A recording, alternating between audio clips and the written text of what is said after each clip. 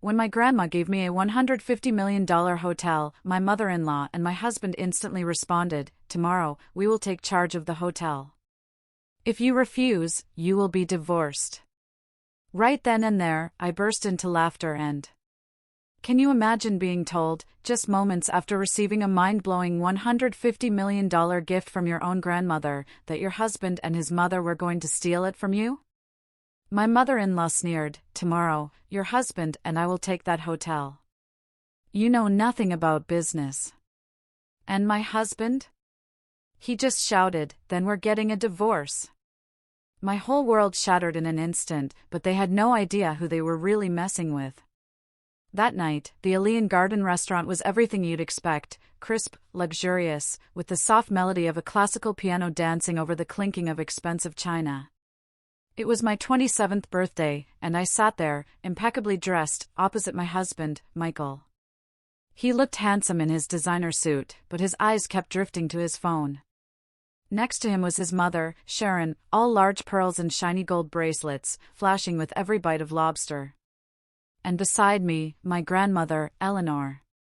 She was my anchor, my strength, exuding quiet authority in her understated elegance. Grandma had insisted on this dinner, but honestly, it was awkward.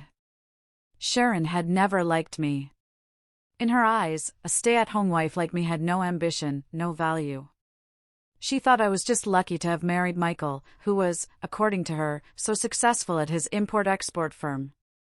The irony? What they always conveniently forgot was that Grandma Eleanor had provided the seed capital for that very firm. "Chloe, for someone who's home all day, you keep yourself in good shape, don't you?"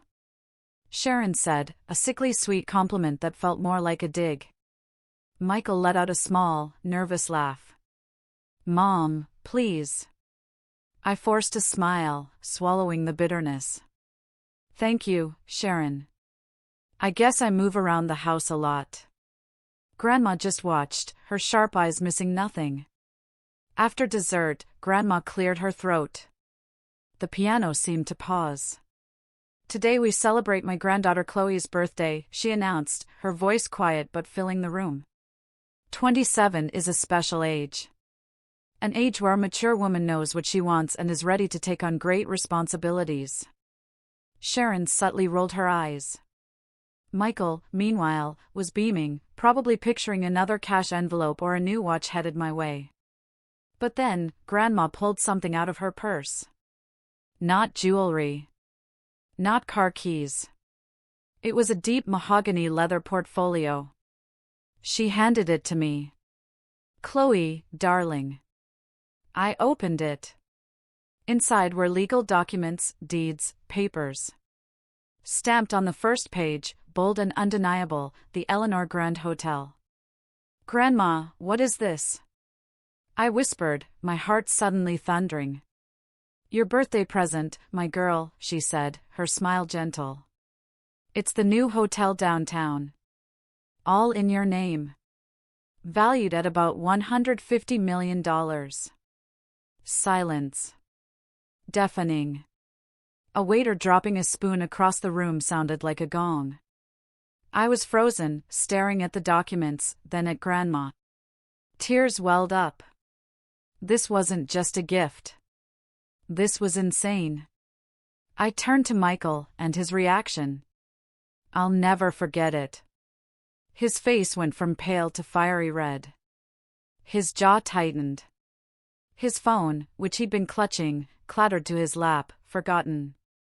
His eyes weren't on me, though. They were locked on his mother. Sharon's face? Even worse. The fake smile was gone, replaced by pure, unadulterated shock. Her mouth hung slightly open. The glint in her eyes wasn't happiness for me. It was greed. Surprise. And a flash of anger, as if this magnificent gift was a personal insult to her.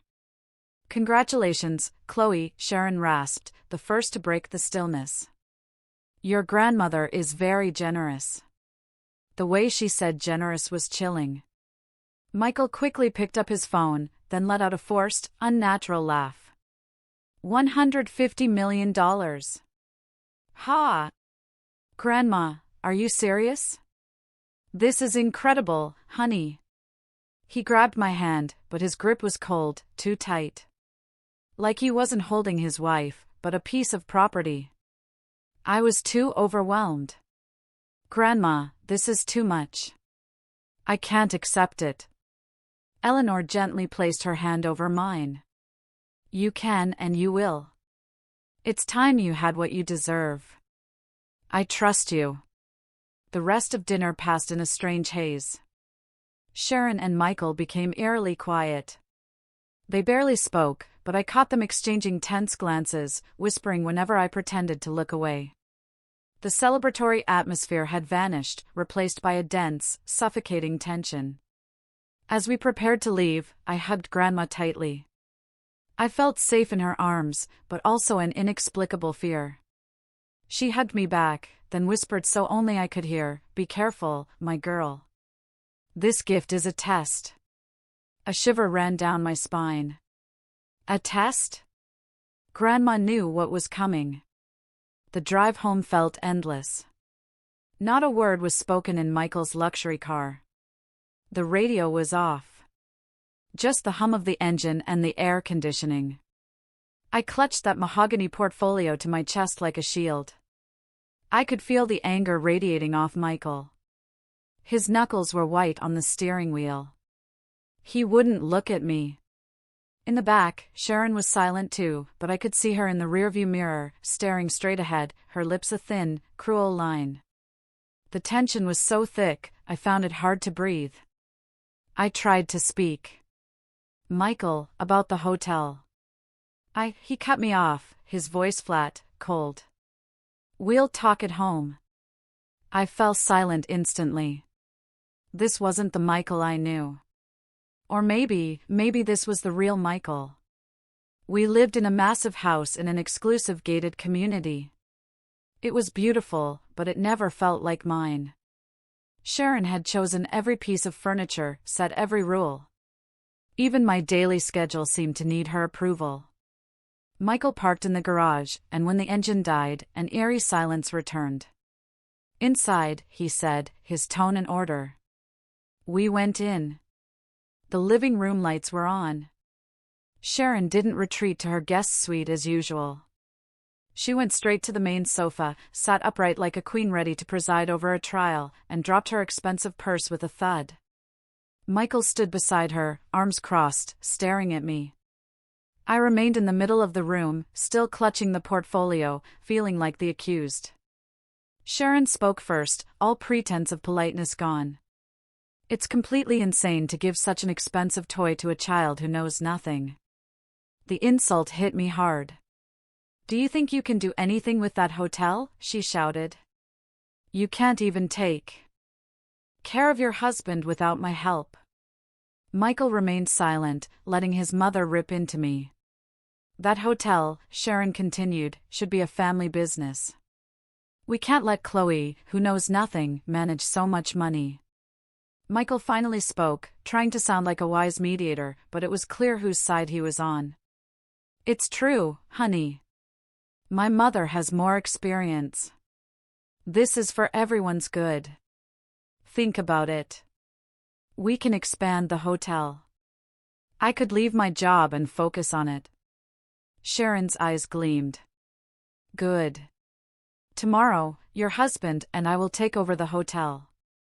I'll be the CFO, and Michael will be the CEO. We're family after all. Then she looked at me with pure disdain. You know nothing about business. It's more suitable for you to stay home and receive your monthly allowance. As I listened, a cold anger started to simmer inside me. It wasn't just about the hotel anymore. It was about my dignity, which they had trampled on for years. I remembered Grandma's whisper, "This gift is a test." I took a deep breath. I placed the portfolio on the table in front of Sharon, but I didn't let go. I looked my mother-in-law dead in the eye, then shifted my gaze to my husband. Oh, absolutely not, Sharon, I said. My voice was low, but firm. Clear. Unwavering. The room went completely silent. Sharon and Michael looked stunned. They didn't expect me to fight back. "What did you say?" Sharon asked, her voice rising an octave. "I said no," I repeated, louder this time. "That hotel is a gift to me. It's in my name, and my grandmother Eleanor gave it to me." I hugged the portfolio again. "I'm the boss now. I make all the decisions." I didn't know where this courage came from, but it felt incredibly liberating. Michael's face turned crimson with rage. He hadn't expected his docile wife to talk back. "How dare you speak to my mother like that, Chloe," he shouted. "The money has gone to your head." "I'm just defending what's mine," I said calmly. "It's my hotel." Michael's anger erupted. The mask of the good, patient husband shattered. "Oh, you think you're so important now, the hotel owner?" He stepped forward, pointing a finger in my face. "Listen to me carefully. If you're going to act like this, if you refuse to be controlled by us, then we're getting a divorce." The threat hung heavy in the air. Michael was sure I'd be scared, sure I wouldn't dare lose my status as his wife. "You want to be a divorcee?" he continued, mocking. "Who do you think will want a divorced woman like you?" The word divorce pierced me. My heart ached, but I didn't cry. Instead, I saw Michael clearly for the first time. This was my value in his eyes. Sharon, seeing me standing still, felt a surge of triumph. She stood up too, attacking with even more fury. "Insolent! Ungrateful! Shameless woman! You're nothing but a parasite in this family." She glared at me, pointing directly at the front door. "Get out of this house tonight. Get out with your hotel and never come back." The atmosphere settled. Sharon's shout echoed in the suddenly silent living room. "Out!" My ears were ringing. I stood there, stunned, looking at the two people who, until now, had been the closest in my life. The man threatening to make me a divorcee, and the woman kicking me out of my home. Something cold and hard formed in my heart, replacing the sharp pain. I didn't even cry. I just looked at Michael, then at Sharon. And for the first time, I saw them as they really were, two greedy people who had just seen their source of money, Michael's larger, real source of money, Eleanor, threatened. And now they saw me as a threat to be eliminated. The threat of divorce and eviction were their weapons to regain control. I was about to open my mouth, not even knowing what I would say. Maybe I would agree to leave. Maybe I would confront them further. I didn't know. But before a single word could escape, the distinct sound of a key turning in the front door lock broke the tension. Click. The heavy front door swung open. Michael and Sharon startled. They expected me to be leaving through that door, not someone coming in. Eleanor stood on the threshold. Behind her, two burly men in black suits, their faces expressionless. Grandma didn't look angry, she looked utterly calm, and that calmness felt much more terrifying than anyone's anger in that room. She walked in, her flats making no noise on the marble floor. "Grandma," I whispered, my voice trembling. It was the first thing I'd said since the threats. Sharon, recovering quickly from her surprise, replaced it with a fresh wave of rage. This was her stage, and Eleanor was interrupting. "Stay out of this, ma'am," Sharon yelled, her authority as lady of the house feeling threatened. "I'm disciplining this shameless daughter-in-law. She dares to talk back to her husband and mother-in-law." Sharon moved towards me, trying to grab my arm. "And I'm kicking her out of my son's house." Eleanor raised a hand. A small gesture, just her palm extended, but it was enough to make Sharon stop dead in her tracks. "Disciplining?" Eleanor repeated, her voice low but cutting. "Kicking her out?" Grandma let out a small, dry, humorless laugh. "Sharon, you can't kick the owner out of her own house." That statement hung in the air. Sharon frowned, confused. "What are you talking about?" you senile old woman. Of course this house belongs to my son. Michael bought it. Michael, who had been silent this whole time, started to sweat. He looked at his mother, at Eleanor, and at me. He knew exactly what Eleanor was about to say. His face was pale.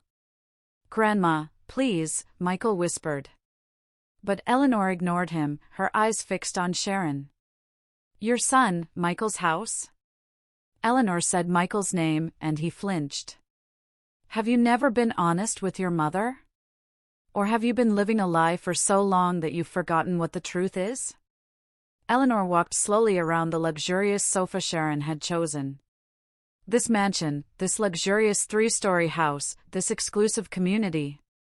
"Sharon, did you ever ask Michael how he managed to put together a $3 million down payment when he'd only been working for 2 years?" Sharon was silent, her eyes locked on Michael, demanding an answer. Michael couldn't meet her gaze. "It was a bonus from the company," he said weakly. "A bonus from the company?" Eleanor laughed again. "The company where Michael worked? That successful import-export firm?" She paused, letting the words sink in. "Sharon, do you know who the real owner of that company is?" Eleanor stopped in front of me, giving her trembling granddaughter a gentle pat on the shoulder. "That company, the luxury car Michael drives every day, and yes, even this house, it was all a wedding gift for Chloe. Long before the hotel. Everything is in Chloe's name." The truth hit Sharon like a freight train. She staggered backward, clutching her chest. "No! It can't be! It's a lie! Tell me she's lying, Michael," she shrieked hysterically. But Michael just hung his head, his fists clenched. He couldn't deny it.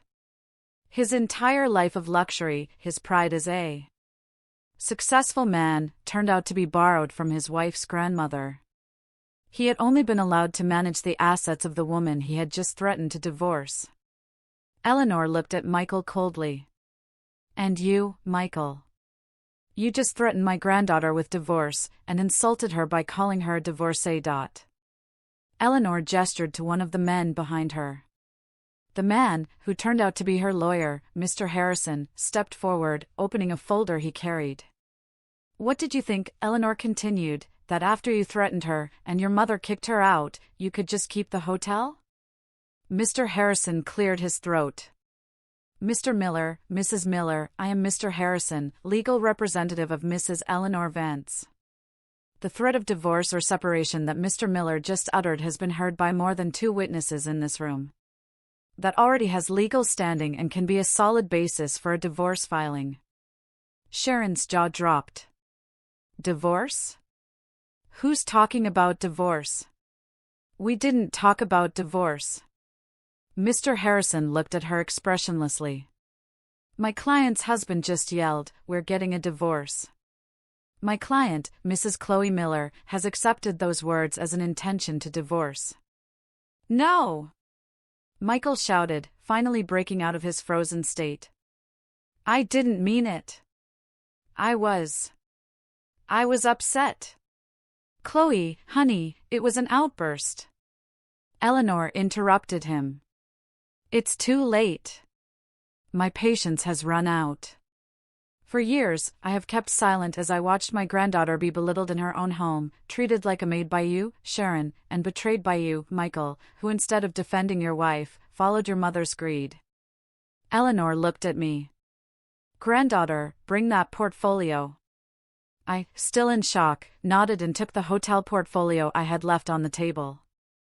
"And now," Eleanor said, her voice calm again, "this is my granddaughter Chloe's house, and you two are unwelcome guests." Sharon was trembling, no longer with anger, but with fear. "You can't do this. This house is mine." "Prove it," Eleanor challenged her. "Call the police. Show them the deed to this house." "Oh, I'm sorry. I have the deed, and it's in Chloe's name." Hysteria erupted. Immediately realizing every word Eleanor said was true, Sharon no longer screamed at me. She turned and attacked her own son. Michael, why didn't you tell me? Why did you let me live in this lie? She beat Michael's chest uncontrollably. You said you were just a parasite living off your wife. What kind of man are you, Michael? Michael, his pride completely shattered, pushed his mother, who stumbled onto the sofa. This is all your fault. Michael shouted, his face wet with sweat and tears of regret. Your fault for never being satisfied, always comparing me to others, pushing me to want more, making me greedy. There was a time when I loved Chloe. I loved her. Eleanor snorted. Your love was purely material, Michael. Sharon slumped on the sofa, howling like a wounded wolf. She wasn't sorry for her mistakes, she was sorry for the luxury she was about to lose. She turned and clung to the leg of the table as if embracing her property for the last time. No! This house is mine. I chose these curtains. I chose this sofa. You can't take it from me, she screamed. The scene was both pathetic and disgusting. I, who had been frozen all this time, finally found my voice. The sharp pain in my heart had gone numb. What remained was a deep, dense disappointment. I looked at Michael, the man I once loved, the man who had sworn to protect me at the altar. Now, he seemed small and despicable. So all this time, all your actions, all those sweet words, were because I was the access to my grandmother's money? I whispered. Michael couldn't look me in the eye. He fell to his knees, not before me, but before Eleanor. Grandma, forgive me. Grandma, I was wrong. Please don't take everything from me. Don't divorce us. I promise I'll be a good husband to Chloe. I'll stand up to my mother. I promise. Sharon, hearing that, shrieked. Ungrateful son. You're going to choose that woman over your own mother? Shut up, Mom! Michael yelled. Don't you realize we'll be on the street tonight? Mr. Harrison, ignoring the disgusting family drama, stepped forward again. Mrs. Miller. Mr. Miller. My client, Mrs. Chloe Miller, demands that you vacate her property immediately. Vacate? Sharon stood up. It's nighttime. Where will we sleep? That is not my client's concern, Mr. Harrison replied dryly. You have threatened and expelled the rightful owner. Your status now is that of trespassers. Chloe, Michael crawled, trying to grab my feet. Honey, please don't do this. This is our home. I stepped back, as if Michael's touch could transmit poison. I looked at the man's face. The face I once adored now seemed strange and full of hypocrisy. I remembered all the nights Michael praised his mother's cooking over mine. All the times he bought his mother expensive purses while giving me permission to buy new clothes on sale. And I remembered the threat of divorce, the insult of divorcee I had just heard. I took a deep breath, looked at Eleanor, who gave me strength, and nodded. I was the owner of the hotel. I was the owner of the house. I was the owner of my life. Mr. Harrison, I called out. My own voice surprised me. Strong and unwavering. Give them 15 minutes to collect their most important personal belongings. Michael and Sharon froze. The order had come from me, not Eleanor. Chloe, you don't mean it. Michael moaned. 15 minutes, I repeated. The other man in the suit, a private security guard, will accompany you to your rooms to ensure you pack your things and don't take anything that isn't yours. Sharon fainted. This time, for real. Her eyes rolled back, and her body slumped to the floor. Michael panicked. Mom! Mom! Chloe, please! My mother has fainted. Call an ambulance. I looked at my mother-in-law's slumped body, then at Michael. Grandma, do we have the number for 911? Eleanor smiled faintly. Mr. Harrison, handle it. The lawyer took out his phone. An ambulance is on its way. While they wait, Mr. Miller, your 15 minutes have already started. I suggest you start packing for yourself and your mother. Michael was torn between his fainted mother and the threat of losing everything. He howled in frustration. He ran up the stairs to his room, his former room, and the sounds of things being thrown around could be heard. The security guard followed him. I stayed in the living room. I didn't go up. I didn't want to see that room again. Soon, the paramedics arrived. At the same time, Michael came down with a large suitcase and his mother's small handbag. Sharon, who surprisingly regained consciousness as soon as the paramedics placed her on a stretcher, started howling again. My things! My purses! My jewelry! The jewelry is in the bag, Mom, Michael whispered, embarrassed. They were escorted to the door. On the threshold, Michael stopped, turned, and looked at me, standing tall beside my grandmother, clutching the hotel portfolio. His face was wet with tears, but they weren't tears of remorse. They were tears of rage and defeat. Chloe, you'll regret this, he threatened weakly. I looked him straight in the eye. You said I would become a divorcee. You were wrong. My voice was cold and sharp. I will become a rich and free woman. And you, who threatened divorce in front of witnesses, will be left on the street. I nodded to the security guard. The door closed. The sound of the ambulance siren and Sharon's screams slowly faded away.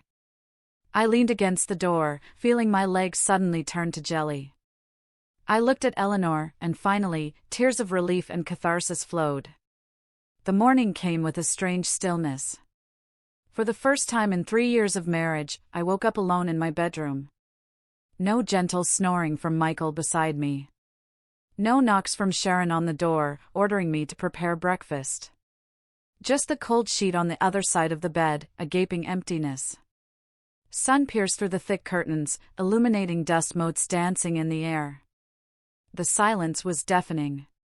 The large house, which previously felt suffocating, now seemed empty and too big. I sat on the edge of the bed, hugging my knees. I felt relieved, of course, like a massive weight had been lifted. But beneath that relief was a new fear. I was free. But what was I going to do with this freedom? I owned a huge house and a hotel valued at hundreds of millions.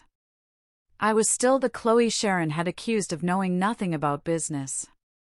I showered and dressed. When I went downstairs, I was greeted by the smell of freshly brewed coffee and toast. Grandma Eleanor was already at the table, reading the morning paper as if nothing had happened the night before.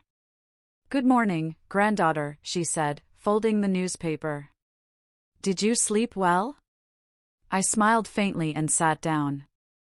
The housekeeper, who had worked in the house long before I got married, placed a plate with a light breakfast in front of me. She looked at me with a knowing smile. She clearly knew what had happened. Grandma, I'm scared, I said frankly, my voice a whisper. I don't know where to start. The hotel, the business. I really don't know anything. Just like Sharon said. Eleanor put down her coffee cup and took my hand. Do you think I would have given a $150 million toy to someone who knows nothing? She smiled mysteriously. Chloe, do you remember 3 years ago when I asked you to organize the accounting books for the charitable foundation, and you said they were too complicated? I remember, Grandma, I replied. The reports were a mess, and you left them impeccable, Eleanor continued. And do you remember last year when I asked you to analyze the investment proposals from 3 startups, and you said you didn't understand? I just chose the one with the clearest product that made the most sense, I mumbled. And that company is now worth triple, Eleanor said. And remember when I asked you to review all the supplier contracts for our charities, and you discovered a 20% overbilling? I fell silent. I was beginning to understand. I've been training you, Eleanor interrupted my thoughts. I knew the true nature of Michael and his mother for a long time. I knew this day would come. I couldn't give you a fortune without also giving you the weapons to protect it. It's not that you know nothing, Chloe. It's that you haven't yet realized how much you know. You have a sharp business instinct. You are meticulous, and you are honest. That's more than enough. Grandma's words were like pouring gasoline on a small flame inside me. The fear didn't disappear, but now it was accompanied by a fierce determination. Mr. Harrison will be here soon, Eleanor said. We're going to the Eleanor Grand. It's time for the owner to greet her employees. An hour later, a black luxury sedan pulled up in front of the lobby of the Eleanor Grand Hotel. The building was imposing, glass gleaming, reflecting the morning sun. It was the first time I'd seen it up close. My heart pounded. When I walked in, flanked by Eleanor and Mr. Harrison, all the lobby staff bowed respectfully. They'd been informed the new owner was arriving. I, in a simple but elegant outfit, walked through that magnificent lobby with my head held high. We went straight to the main boardroom on the penthouse floor. All the department heads were already waiting. A dozen impeccably dressed men and women stood in unison as I entered. I sat in the main chair at the head of the table, with Eleanor on one side and Mr. Harrison on the other. The tension was palpable. I could feel their stares, curiosity, skepticism, even a slight disdain. A young, meek-looking woman had suddenly become their boss. Mr. Harrison began, "Good morning, everyone. I present to you Miss Chloe Miller. She is the new owner and CEO of the Eleanor Grand Hotel." A middle-aged man, the most senior-looking with a general manager name badge, cleared his throat. "Welcome, ma'am. I am Mr. Wallace, the general manager. All of us here are ready to help you adjust." The word adjust was spoken with a tone that implied I was an outsider, out of my depth. I smiled. "Thank you, Mr. Wallace. I appreciate the gesture." Then I looked at each of the managers in the room. I won't beat around the bush. I know I'm new here, but this hotel is mine, and I intend to know everything that happens in it. My gaze fell on a man sitting next to Mr. Wallace, holding a tablet. "Mr. Peterson, you're the finance manager, correct?" The man named Peterson was visibly surprised I knew his name. "Yes, ma'am. I reviewed a brief financial report last night," I said, surprising everyone. "I noticed a rather large new expense item in the last 2 weeks related to a company called Future Forward Consulting. Could you explain what this consultancy is for and why a year's worth of fees was paid up front?" Mr. Peterson instantly broke into a cold sweat. He didn't expect the new owner to notice that detail so quickly. Mr. Wallace shot him a sharp look. "It's a consultancy for operational efficiency, ma'am," Mr. Peterson stammered. "Operational efficiency?" I countered, my eyes, once soft, now sharp. "But another report shows that our operating costs increased by 5% last week. And as for Future Forward Consulting, I asked Mr. Harrison to check on it this morning. The company was registered only 2 weeks ago." The room went silent. Mr. Peterson's face turned white. He knew he was caught. "Mr. Peterson," my voice was soft but full of pressure. "I'm not here to make enemies. I'm here to protect my assets. I'll ask you one more time. Who authorized this payment?" Mr. Peterson swallowed hard, looked at Mr. Harrison, then at Eleanor, who was watching him without blinking. He knew if he lied, his career would be over. Finally, he broke. "I'm sorry, ma'am," he whispered, trembling. The order came from Mr. Miller. The whole room held its breath. "Mr. Miller?" I repeated, feigning confusion on purpose.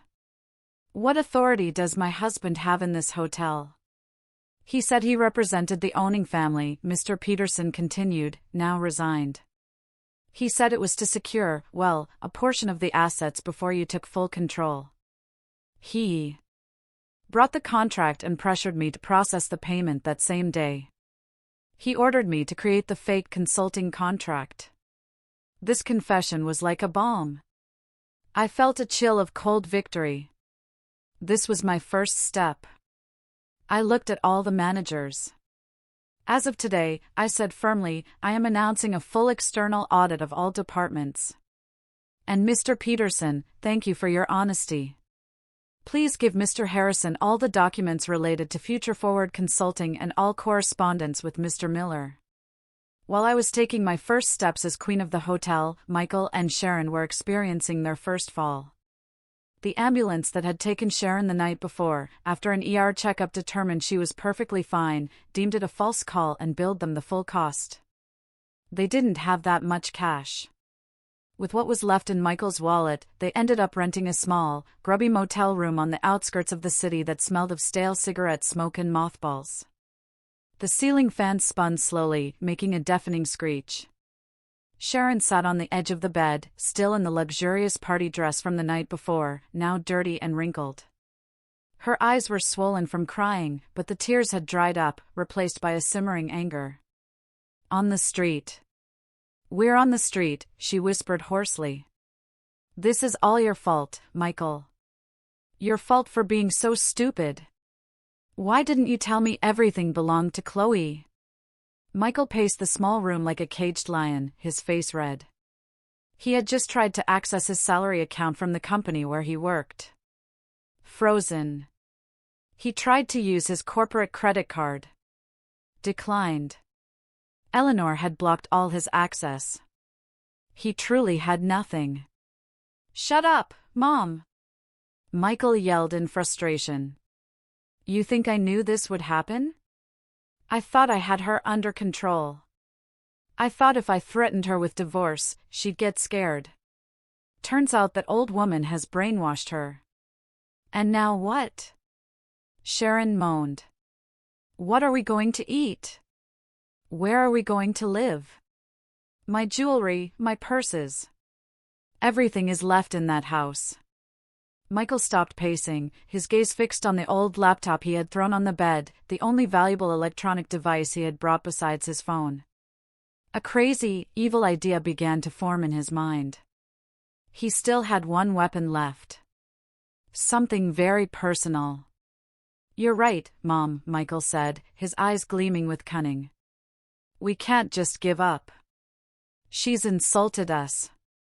She's humiliated us. It's time to bring her to her knees. Sharon looked at her son. What are you planning? Chloe can keep the hotel, Michael whispered. But I have her past. He opened the laptop, an old, hidden folder. He still had old files, photos, and videos from their honeymoon. Moments when I wasn't as poised as I was now. Photos of me on the beach in tank tops and shorts, videos of us laughing in the hotel room with my hair down. It wasn't pornographic, but for a woman who was now the CEO of a famous hotel, in the public eye? Those photos were a scandal.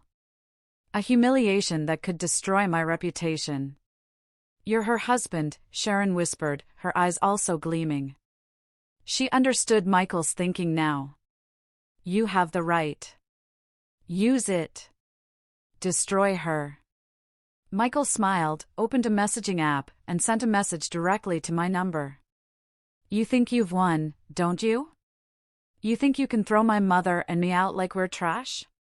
You're very wrong, Chloe. He attached a photo, a picture of me laughing by the pool, my hair down. I have many photos from our vacations. Photos that show what a CEO's wife is really like.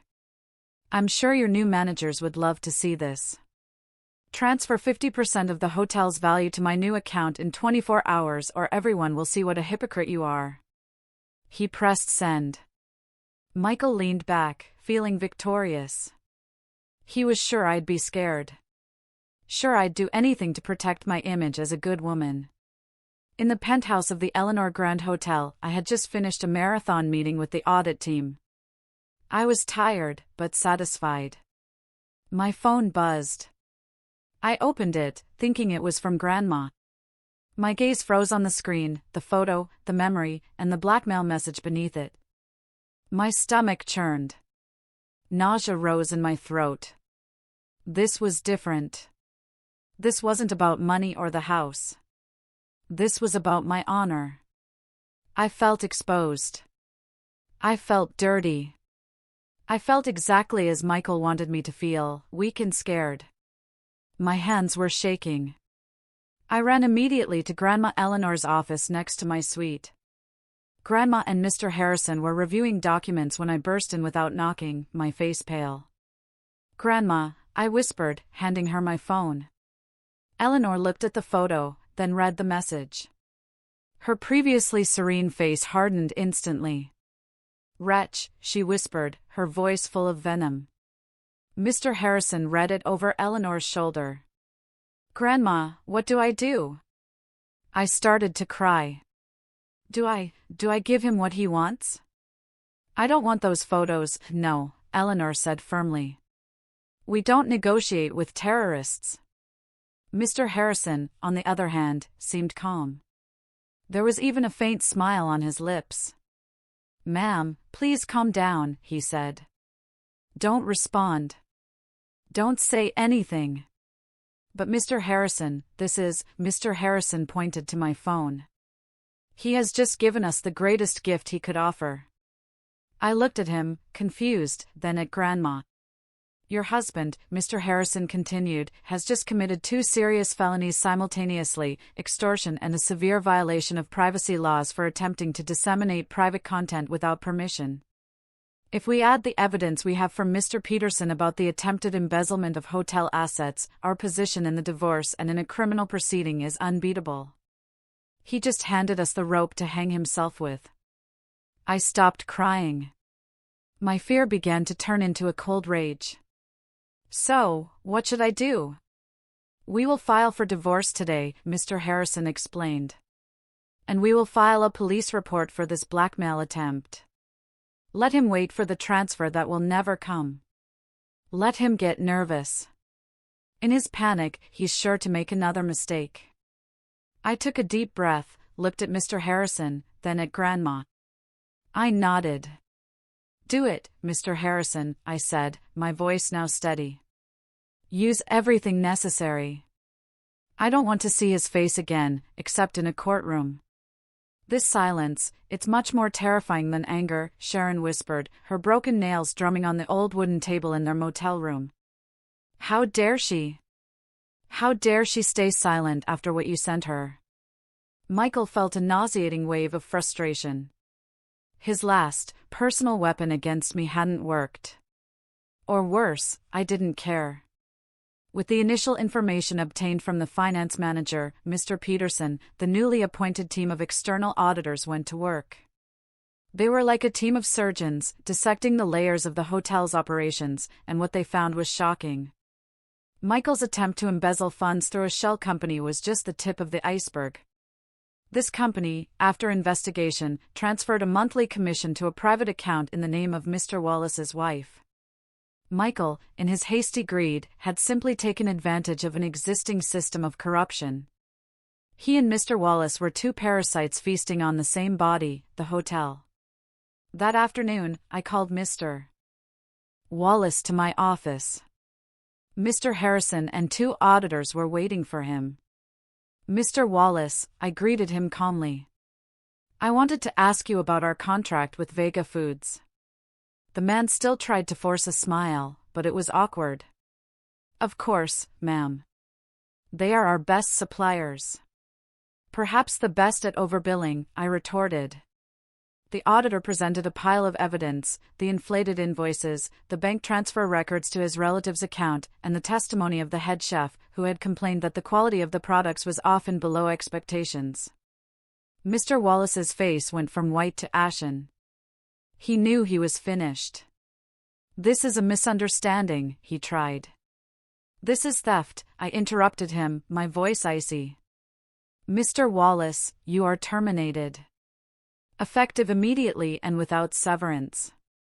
Mr. Harrison will proceed with a criminal complaint for embezzlement of company funds. Hand over your access card." Mr. Wallace slumped in his chair. His downfall, so swift and decisive, sent a clear message throughout the hotel: the old era was over. Meanwhile, in the sordid motel room, time continued to pass. The 24 hours were up. Michael, in a fit of blind rage, made his second fatal mistake. "She thinks I'm kidding," he growled. He opened a new, anonymous social media account. He posted one photo from his collection, blurry, showing only my back with slightly damp hair. He added a caption, "Curious to see the real face of the CEO of the Eleanor Grand Hotel?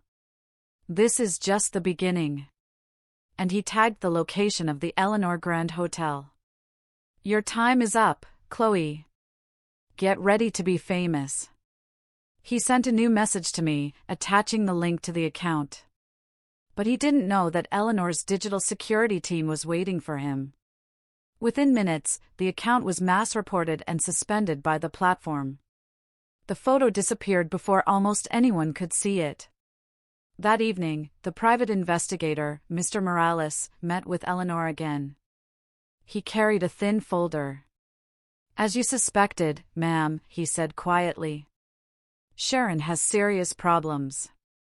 Gambling debts.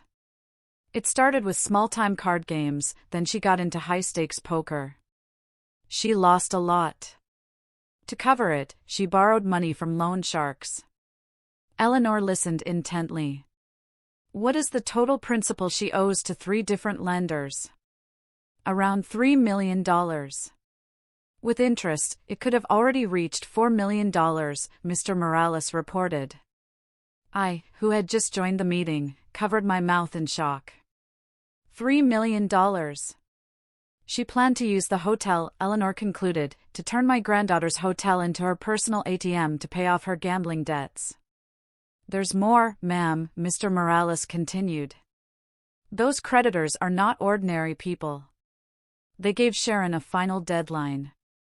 The deadline was yesterday. They are desperately looking for her." Eleanor looked at the report in her hands. The address of the motel was there. Mr. Morales had found them. "They know Sharon has lost her source of money," Mr. Morales whispered. "They won't be playing games." Eleanor was silent for a moment, then looked at Mr. Morales. "Good. It's time for the creditors to know where she's hiding." The war was launched on 2 different fronts. Early in the morning, Mr. Harrison, dressed in his finest suit, stepped out of his car in front of the city's police precinct. He did not come empty-handed. He carried a thick folder with an official complaint filed on my behalf. The accusations were clear: attempted extortion, a serious violation of privacy laws regarding the dissemination of private content, and defamation. The evidence was irrefutable: screenshots of Michael's first blackmail message, the private photo he had sent, the link to the now-closed anonymous social media account that constituted the second threat. The police, seeing the prominent Vance name behind the complaint and the solid digital evidence, acted immediately. This was a priority case. An arrest warrant for Michael was processed immediately. At the same time, in family court, another of Mr. Harrison's legal teams was filing for divorce. The divorce papers were even thicker. They contained a full transcript of my birthday night with Michael's explicit declaration of divorce heard by 3 witnesses. Added to this was the evidence of the attempted embezzlement of hotel assets obtained from Mr. Peterson. And as the final nail in the coffin of that marriage, a copy of the police report for blackmail. I demanded a swift divorce and that Michael have no right to a single cent of the marital assets, as he had committed grave betrayal and criminal acts against his wife. The legal process, which would normally take months, was fast-tracked thanks to the surprisingly solid evidence. On a third, darker, lawless front, Eleanor made her move through Mr. Morales. An anonymous message was sent from a burner phone. The message was short, sent to a number known to be that of the lieutenant of one of the city's biggest loan sharks. The content: Sharon Rose Motel, room 207, Hawthorne Avenue with her son. The message was sent. The phone was broken and thrown into a river. Eleanor washed her hands of it and went back to her morning tea. The bait was set. Room 207 of the Rose Motel was hell. Michael and Sharon were screaming at each other. "Idiot! Idiot!" Sharon yelled, throwing an old pillow at Michael. Your plan has completely failed. The account is gone. Nobody saw it. Now we have nothing. You've ruined everything. I've ruined it? Michael retorted just as loudly. Look at yourself. If you hadn't been so greedy that night, if you had just kept your mouth shut, we could have slowly taken over the hotel. But no, you had to scream like a madwoman. You ruined everything. You dare to blame your mother? At the height of their argument, there was no knock on their room door. The door was kicked off its hinges. Crack! 3 large, rough-looking men entered the small room. The smell of alcohol and tobacco instantly filled the space. Sharon let out a scream. She recognized the leader's face immediately. Chateau! Chateau, she stammered, trembling. The man called Chateau smiled, revealing a gold tooth. Ah, we finally found you, Sharon. You've been hard to find. I thought you had moved into a luxury house. His eyes scanned the miserable motel room with contempt. You owe us a lot of money. Michael, who had been frozen with fear, tried to react. Hey, leave my mother alone. Who are you? Chateau turned to Michael, looking him up and down. Oh, so this is your new investment, Sharon?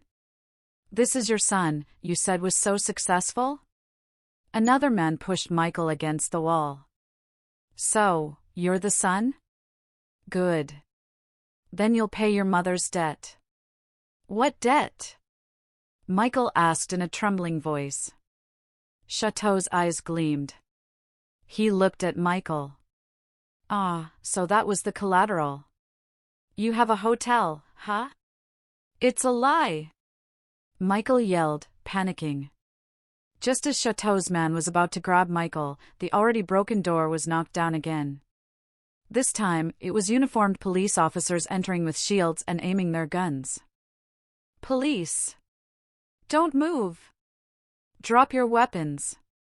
The scene was chaos. The loan sharks were surprised. The police, too. They had come for a blackmail suspect, but found 3 alleged loan sharks in the middle of what looked like a kidnapping. The loan sharks, armed only with pocket knives, immediately surrendered to the firearms. They were handcuffed. A police officer approached Michael. Mr. Michael Miller, you are under arrest for attempted extortion and violation of privacy laws. The officer read the warrant. A second pair of handcuffs clicked shut on Michael's wrists. Michael looked desperately at his mother, who was now being questioned by another officer about her connection to the loan shark gang. She looked back at him with empty eyes. Michael. Sharon moaned. This is all your fault. Michael's anger and despair exploded. It's your greed that has ruined us. Sharon didn't get angry hearing that. She just laughed. A dry, hoarse, desperate laugh. Ruined. Yes, Michael, we're ruined. The news broke that same afternoon. Family drama at the Eleanor Grand. Husband arrested for blackmail. Mother with million-dollar debts to loan sharks. Karma was served cold, to the public. The divorce trial was a public spectacle.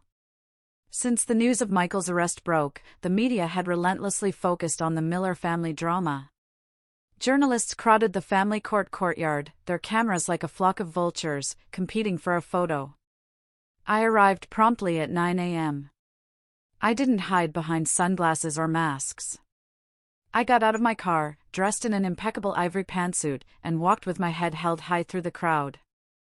At my side were a serene Eleanor and Mr. Harrison with his thick briefcase. I did not lower my head. My eyes looked straight ahead, past the dazzling camera flashes and the shouts of journalists chanting my name. I entered the courthouse not as a victim, but as the CEO of a company. Inside the courtroom, the atmosphere was cold and formal. In the defendant's box, across from me, sat Michael. The contrast was painfully clear. Michael no longer wore expensive suits or luxury watches. He wore an orange prison jumpsuit. His face was pale and unshaven. He looked defeated. The judge, a wise-looking middle-aged woman, began the trial. Given the nature of the case, with overwhelmingly solid evidence and a pending criminal case, the trial was swift. Mr. Harrison stood up. He didn't need to say much. He just presented the evidence, one by one, methodically. Your Honor, his voice was calm and clear, we present our case based on the defendant's initial declaration of divorce. The defendant consciously expressed his intention to divorce my client, Mrs. Chloe Miller, in front of 3 witnesses. Mr. Harrison called Eleanor and one of the men in suits who had accompanied her that night as witnesses, who testified under oath. Second, Mr. Harrison continued, it is proven that the defendant committed a grave act of betrayal by conspiring with his mother, Mrs. Sharon Miller, to attempt to embezzle my client's assets. He presented a second file. Inside was the written testimony of the finance manager, Mr. Peterson, and a copy of the fake Future Forward consulting contract.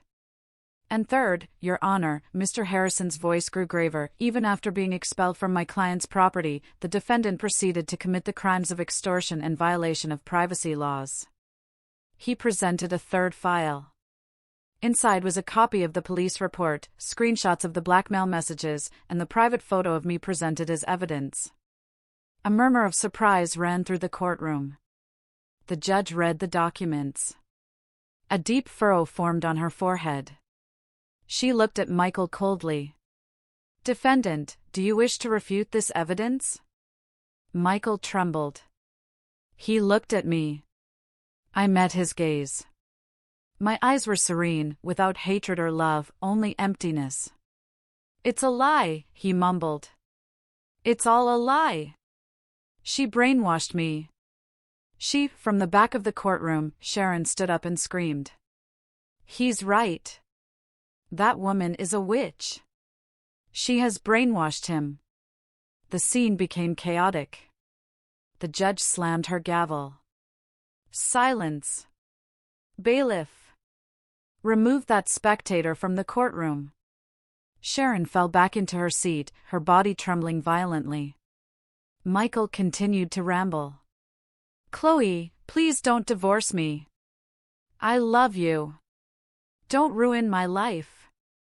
But it was too late. The judge cleared her throat and looked at Michael with an expression of disgust. Defendant, not only have you failed as a husband, but also as a human being. The court's decision is as follows. 1. The divorce between Chloe Miller and Michael Miller is granted effective immediately. The first bang of the gavel sealed it.